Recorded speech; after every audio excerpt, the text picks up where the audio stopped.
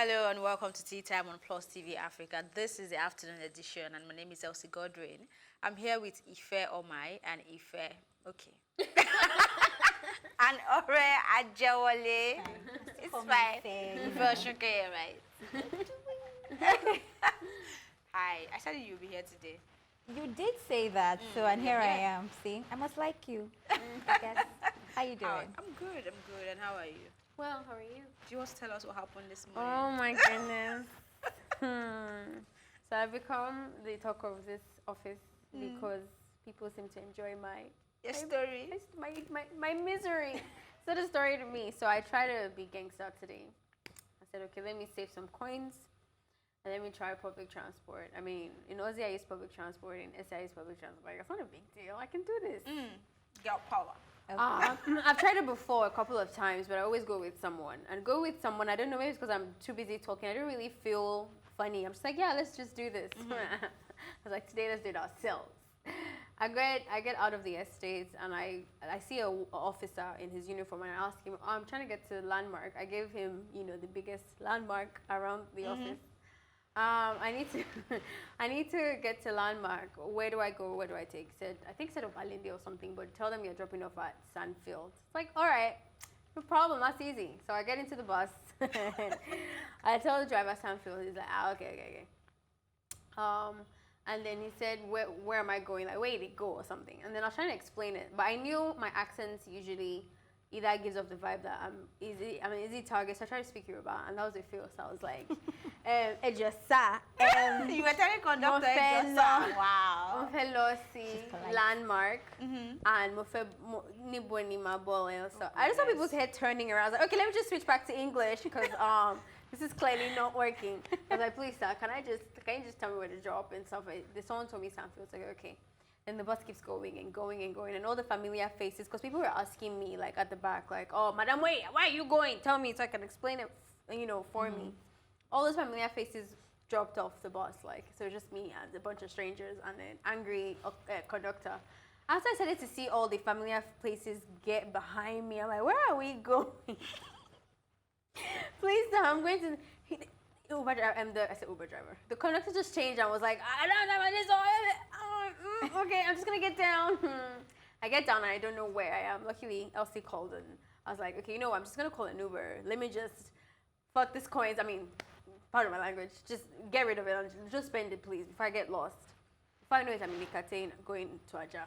So, okay. It is well. Wow. I'm happy that I served you. To an extent, I did. So until she said, okay, Pinnacle or something. Yeah, that's what driver was like, oh, I know it is. I'll take you. That's how I was able to get here. And that was why she was not on tea time this morning. Very funny story. Very. Wow, it took you that long? Yeah, it did. All right, let's start with this very juicy one on Ubi Franklin and Lilian Esoro. The judge throws out their divorce case. I don't understand that. But according to a post published by SDK blog, Lilian Esoro and Ubi Franklin appeared in court on Monday for their divorce to be finalized. But the judge sitting at the High Court in Ikeja held that their reason for wanting to divorce is not valid, stating that since Lilian confirmed that Ubi provides for their child and both of them are very good friends, then there is no reason for a divorce. According to sources, I mean, we're beginning to have sources in this country. That's cool. She tell them, say, make them go settle their differences, saying that small picking, they worry them. Actress Lilian Esoro and Ubi Franklin got married in November 2015, and they have a son together. So that is the beginning and the end of the story. This is like the funniest story that we have today. So I went back to do a little reading. And just to be sure, because I'm like, in other countries, there are certain things that apply for you to get a divorce, right? Those things apply in Nigeria. And they do. So grounds for divorce, infidelity, or if you've been separated for over a year, or if your spouse is abusing you or assaulting you, the general things, or if you can't just reconcile. Those are the general basis for you to get a divorce. So when the judge is now saying, you can't because he feels you're being childish, I'm sorry, but a lot of divorce cases, we'll have to aren't come back they? To that. Okay. We need to go on a quick break. When we come back, we'll definitely come back to this story. We'll be right back.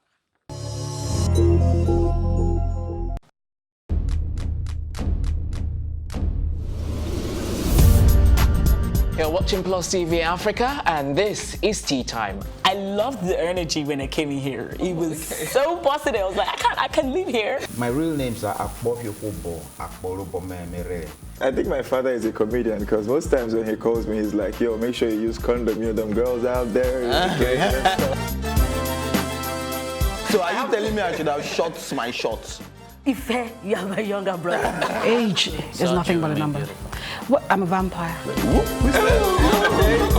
I believe in equal rights for women, and I also believe that a man is the head of the house, so we need to draw our limits somewhere. It feels so good. Now can I do my jam now? Yeah, you can.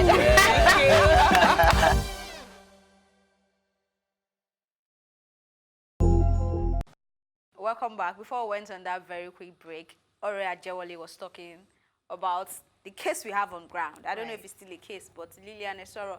I mean, I still don't want to believe, because this is from SDK blog, and the way it was reported. I mean, she's brought out so many amebo or gossip that have turned out to be true, right?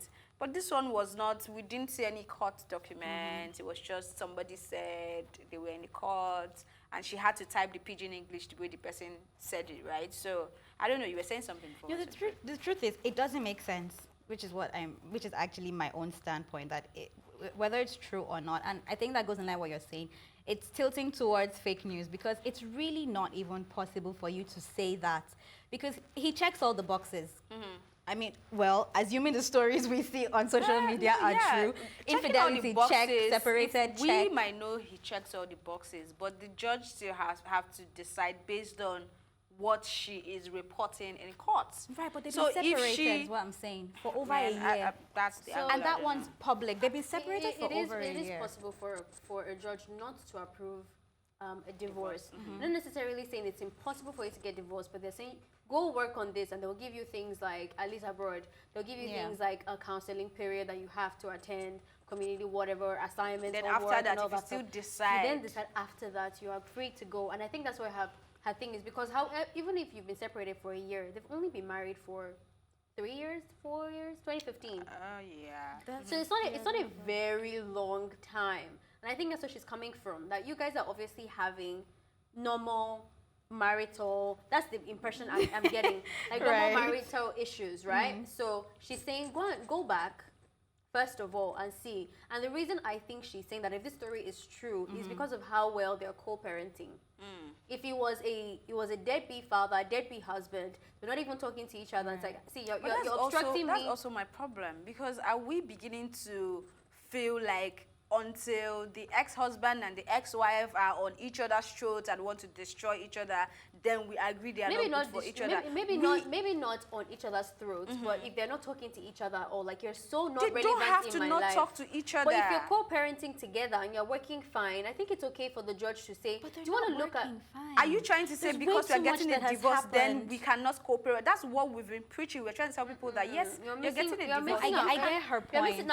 I'm with you on that. I'm not saying that they need to be together. I'm explaining why I think the judge might say, and I don't think it's anything bad about saying, guys, you're making a very big decision that it's going to affect you, the sibling, your husband, and your son.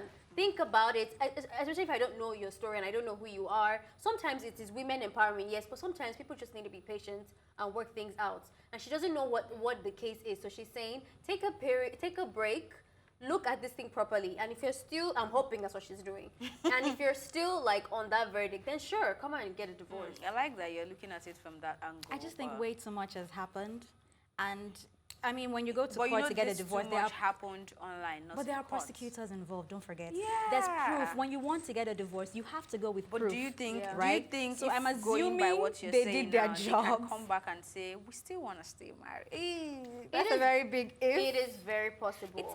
It is possible, but I don't see the likelihood of that because their issues were too out in the public. And because Ubi Franklin has said his mission in life is to plant his seeds. What was she doing in the first place? You know, sometimes I always wonder, like, I always ask that. My mom is a single parent, and sometimes I always ask her, like, what moved you there again? What did you see? So I can like avoid that thing, because sometimes I feel like love can be so blinding and all that stuff. But I'm sure she saw before she got involved with this guy a sign. Maybe she did not. Maybe she didn't. Anyways, let's move on to a very interesting one, which is on Wendy Williams. She dumps her 27-year-old lover, according to bloggers, and she opts for a much older doctor. On Monday, Wendy returned to host the Wendy Williams show after a 5-week break. Interestingly, her dating life was the topic for a hot topic of the day. Well, she says, I'm not on the market anymore. I don't know how I'm doing. I'm not in love, but there is somebody that I'm crazy about. It's not who you think. Mother doesn't deal with children. I guess she's referring to the 27-year-old. And then she says, but it just so happens that I guess with my charm and wit, I attract people of all ages. She said she's a hand holder.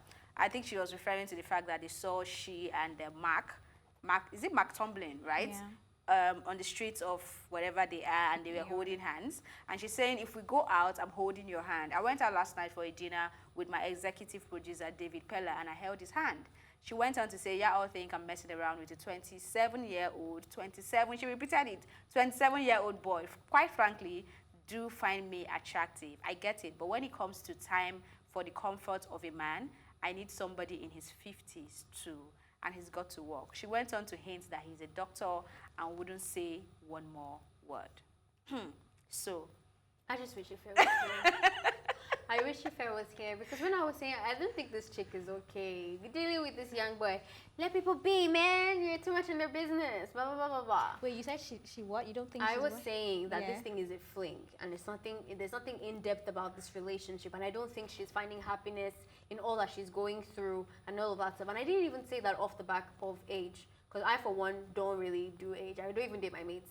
I don't know what I'm going to do with them. But I was saying it off the back of his body language and his choice of words every time he opens his mouth.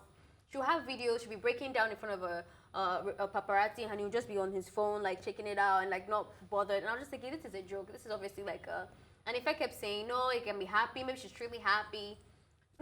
So now we've seen that, you know, it wasn't what was what we thought. Well, some people thought it was, and that they don't have joy in that or whatever.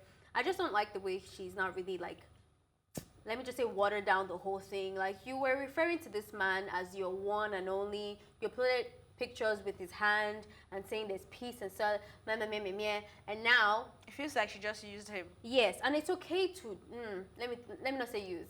It's okay to have flings and like have fun with a young boy if that's what you want. But to come back and then like have seen something better and talk trash about the other, I don't really like.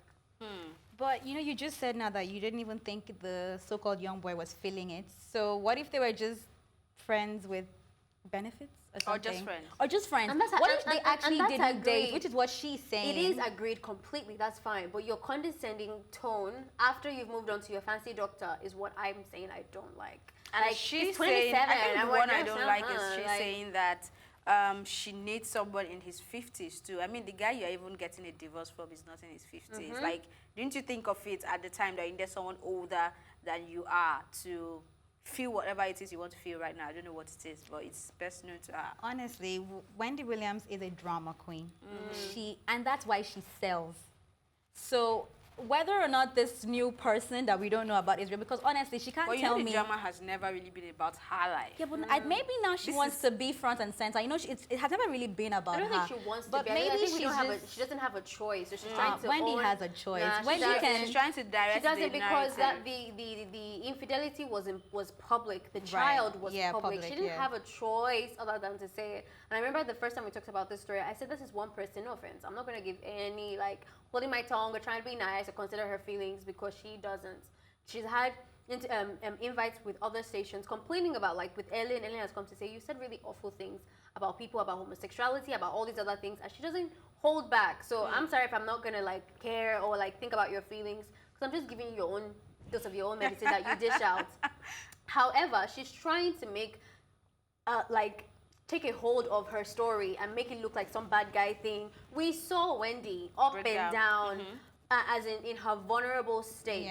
And this guy was there for her. Whether it was strictly dickly or it was just friendship, there was something there that wasn't just like, how are we friends with Ife? It was more than that, okay? And now you've moved on for whatever reason. He got bored, you got bored, whatever it is. Be nice about it. You don't have to then talk Wendy down. isn't nice about anything. I guess so.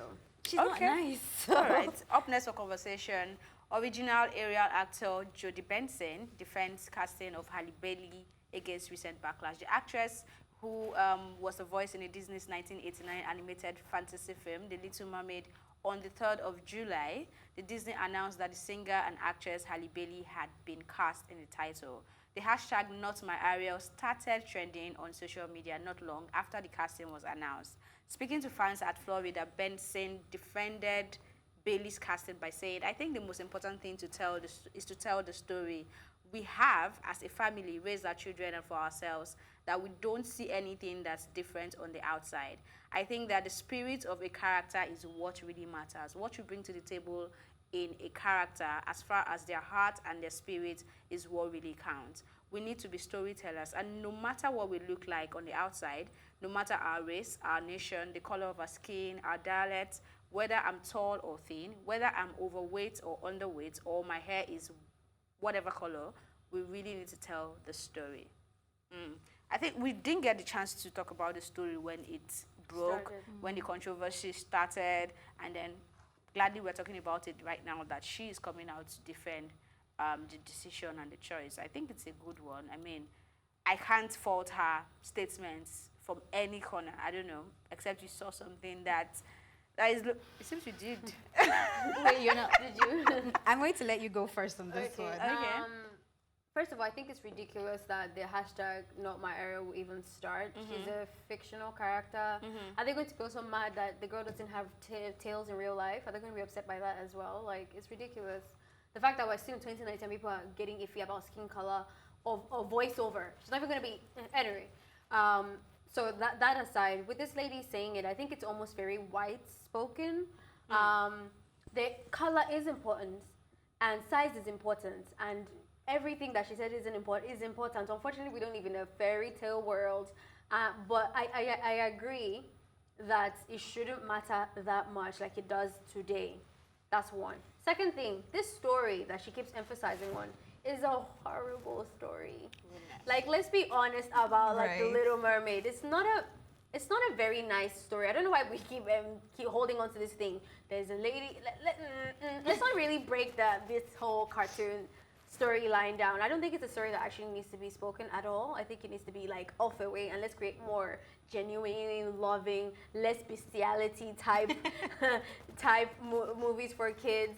But not to think too deep about it and enjoy it on the surface. I agree to what she's saying. Wow, Ife. Okay. She finally agrees on the surface. Okay. So my problem with it is, it's a fictional character, as you've said. If you were going to do a movie about Whitney Houston, for instance, it would be ridiculous to get a white person to play that role, because she's a human being who is definitely black. Ariel is fictional. She can be anything. I mean, I don't believe in mermaids, so if there are kids watching this, I don't want to spoil it, but really, the very idea of mermaids and talking animals under the sea is fictional. So why is everybody getting so personal? And I was reading an article actually, and for like the first 70 years, Disney made movies that didn't have any black representation.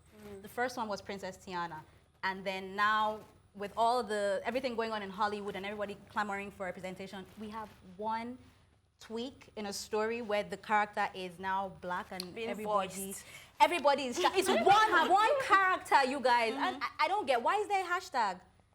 When I saw the hashtag, I'm like, oh really? Oh, okay. It's crazy. Okay.